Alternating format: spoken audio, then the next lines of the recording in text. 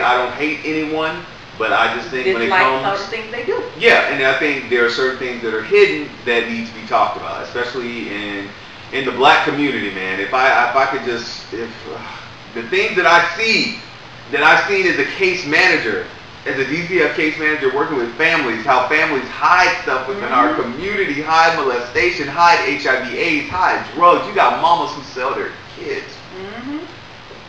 And people look and say, "You're so passionate. How do you look at a young girl who mama just sold her to a pimp on the street, who mama rent out a hotel room and sell her daughter, and you want me to sit here and act like damn Yankee Doodle?"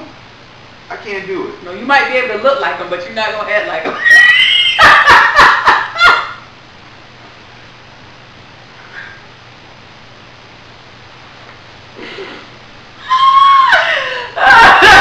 That's my brother. I love him. Hey, look here. That's why I can't have no serious topic on this show. But hey, what's up, guys, and welcome to Dawson and Denise TV. I'm your boy Dawson, And I'm Denise. and go ahead and explain. Well, I've been away from it for a while because the last 50 shows has just been Dawson by himself. What do you mean by that?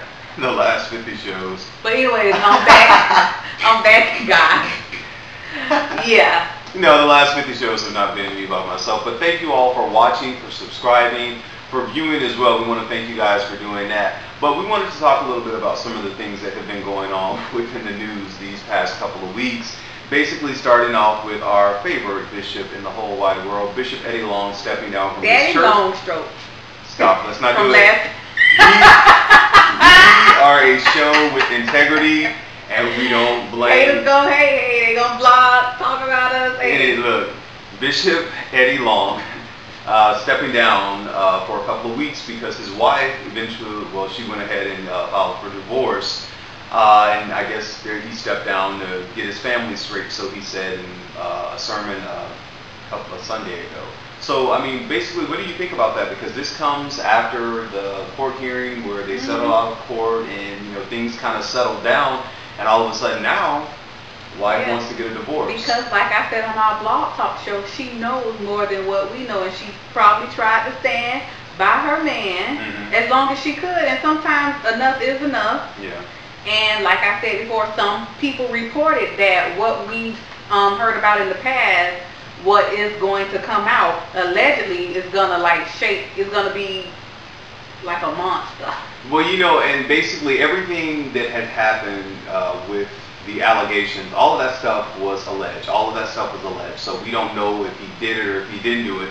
But like I said before on the last two videos where we talked about by yourself. No, I was about myself. When we talked about this situation, my thing was not to attack Bishop Long, Vanessa Long, or Edward Jr., or his other children as well, or the New Birth church family. My agenda and our agenda on this show, unlike other shows that talked about it on YouTube and other people, was to look at the things that within the black community gets hidden and swept under the table. When we talk about child molestation, when we talk about people living double lives, when we talk about HIV/AIDS in the community, when we talk about the hypocrisy within our churches, there is a lot of things, you know, and how churches keep women as second-class citizens, and women predominantly make up all of the church. People really don't go into detail with all that kind of stuff. And one thing I said on the Blog Talk Radio, which we just finished our Blog Talk Radio where we talked about some of the issues we're talking about today, is that I think now as we have become, you know, evolved into the 21st century, a lot of people are seeing, you know, basically that, you know, their lives are not in the hands of a pastor or an evangelist or a prophet or in a church, and people are finding the comfort that once as African Americans we only found in the church. People are finding that within family, within friends, and not really holding on to those strong opinions and strong beliefs that our grandparents and their grandparents and forefathers may have held on to, because a lot of that stuff really is not working now. And a new thought process does not make you an atheist. I mean, you're entitled to think differently now because things are different. Yeah, things are differently, and you know, I'm more new thought than I am anything else, and I believe a lot of stuff really is up for interpretation, and a lot of things have been changed over the years within Christianity. And I think when we look at, you know, not only within, you know, predominantly Baptists, Pentecostal, or evangelicals, but even within Catholicism with Catholic, with the priests who were molesting those young boys as well, and how the Catholic Church lost a lot of people as well. It's kind of like, people are not really putting all their faith into an organization or religion anymore. Because they've been let down so much. They've been let down. They've been let down. So I mean, you know, I definitely don't applaud divorce for anyone, but you know, I wish them all the best. Do I applaud marriage? You know how I feel about marriage. You know. Oh, congratulations. Why, thank you. Denise, tell them. I got married. Denise got married, so congratulations. Thank you. Yeah, so for you, I applaud. I'm married now. She's married now. And so my brother is gonna do something special for me. So yes, definitely. I appreciate it. Thanks so much. You know, yeah. So I mean, for that anyway. So I wish Eddie Long the best, the church the best, the 4 accusers, the 5 accusers. I wish them all the best because a lot of people looked at this whole situation and said, well, you know, people, are blaming the man of God and all this stuff and take your hands off the man of God. But I always still say, what about those 5 boys whose life have been altered by perhaps, allegedly, sexual contact with an adult who may live a double life, who may, not tell their girlfriends, who may, be scarred as children. I mean, you got to think about everything. Y'all can't get me on that touch the man of God. When did we come? Well, because of certain organizations and people trying to brainwash you and make you think a certain way, people are now afraid of living the life they want to live. Yeah. What do you mean by that? Because people are afraid to come out of the closet. People are afraid to say, okay, yes, I am a lesbian. Yeah. Speaking of being a lesbian, did you look up the thing I told you to look up about the church not allowing? Yeah, there was a church. I don't know. I don't want to say what state it was, about the interracial couple to join them. And it's like it's 2012 almost, and we're still having those issues. They actually had to vote on that for them to actually attend the church. And so who wants to go to a church like that if that's what the church is giving out? Interracial, But I'm just saying, if a church is bashing people that date people of the same sex, if a church is bashing you dating someone of another race. Well, let me say this. I think one thing, because my white, Hispanic, and Asian people, just kind of bear with us. I'm talking to my black people now. Black, African American, Caribbean, wherever you're from. For some people, I'm not African American. I'm from the Caribbean. I'm this. Black people of color, yeah, and it could include Hispanic as well. I think what happens with what you just said, a lot of us, especially I would say a lot of black people who are within the United States, that whole thing, that internalization of being, not the self-worth or self-love. I want to talk about that on this show eventually. Don't feel love for yourself. So you stay in abusive situations. The church tears you down. They speak out different things, and you stay in that. You're used to it. It's like, well, no one. If they love me, they're gonna rebuke me. If they love me, they're gonna do this. I'm only doing this because I love you. That's why I'm telling you this. But at times, I mean, you're going home thinking about suicide. I know, really. I know. Exactly.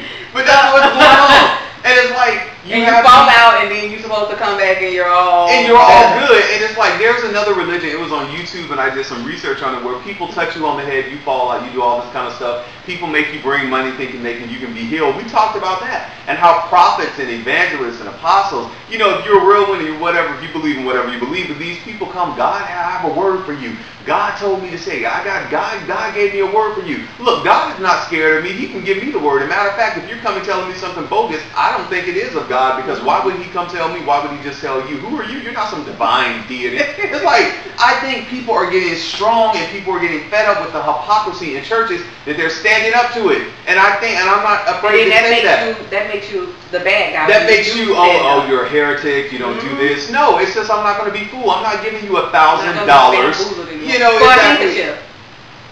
When I go to Macy's, they don't cost that much. So I would not give you $1,000 for a handkerchief. They don't cost that much at Macy's. Exactly. So it's like, yeah, definitely. So it's like, I think people are not being bamboozled anymore, and they're saying, the God I serve is not caught up on all that stuff, you guys. A lot of that is just dogma and religion, and if you believe that, and if it makes you feel good, whatever floats your boat, just don't bring it my way. Or send us the $500. Exactly. Or for a healing. I mean, we're gonna get off this topic and get into that one, but there have been churches that have been accused of I know this one church told the lady she was healed of cancer, she believed it, and something happened, either she died or something, and so the family sued the church because they were like, you said this in front of the church and all this kind of stuff. So even with, you know, the different things that go on, people are taking the law into their hands and saying, you ain't gonna do that. No more. Exactly. But hey, that's our take. That's our take on that. But then speak of this, and pause for a break, HIV is still rising within the Black and Hispanic community. I was looking on some of the search engines, and it was saying that today, especially there was something, a little study in California. So guys, continue to protect yourself and ask the tough questions, and you know, be real with yourself about what you do, and definitely. And who you do. And basically, so that's just a little sidebar. Moving into that, let's talk about this. Jerry Sandusky re-arrested. Well, he was arrested again for new counts of child molestation from 2 other kids. So now the count is 10 boys, and there are going to be more. They're going through whatever legal process they're going to. What do you think about that? You see my face? But that was like last time we are discussing, and one victim is a family member. So wow. He just didn't care to me.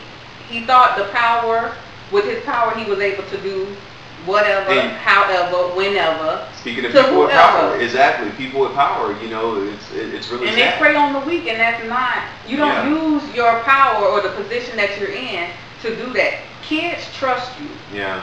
And it's sad when we do that to our kids. So. It's very sad, and I think justice will be served, and I think more people are going to come out, and we will get to the bottom of this. And even with Bernie Fine from Syracuse University, even another case came out with, I think the Red Sox or somebody else like that. It's like all these people within these sports things are coming out and say this stuff is not just happening in church or in Boy Scouts, it's happening in the athletic world too. Yeah, in different organizations where people lead and they think more power, less consequence. More power, yeah, that's so true. So definitely justice is, you know, being served, and people are coming out on that. So we want to go into something else that's been in the news down here in our great state, Sunshine State, Florida. Let's talk about the woman with the 15 children. My.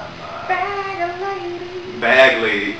Well, let me say this first. Looking into those kids' eyes, being a person who has worked with Department of Children and Family here in Florida as a case manager, I know you have to look beyond the parents' fault because the kids are innocent. Yep. And immediately I forgot everything that lady was saying, and I looked at those kids and I was like, okay, the kids need help. Okay, case manager, whoever the lawyers is, the attorneys, let's just get these kids into a good foster home, blah, blah, blah, blah. But you know what I didn't say on Blog Talk, and I meant to talk about it?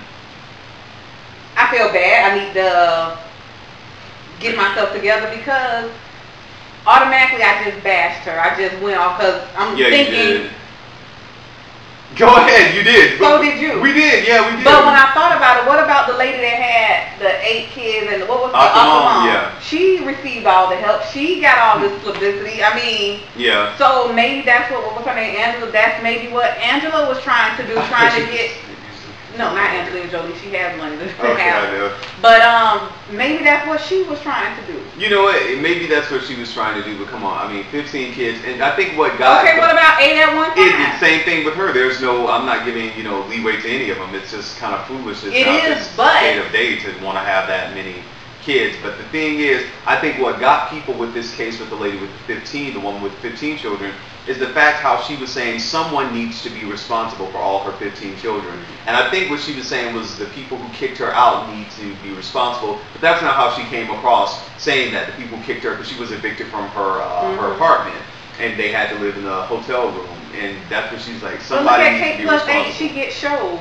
But when it happens to people in our community, and I was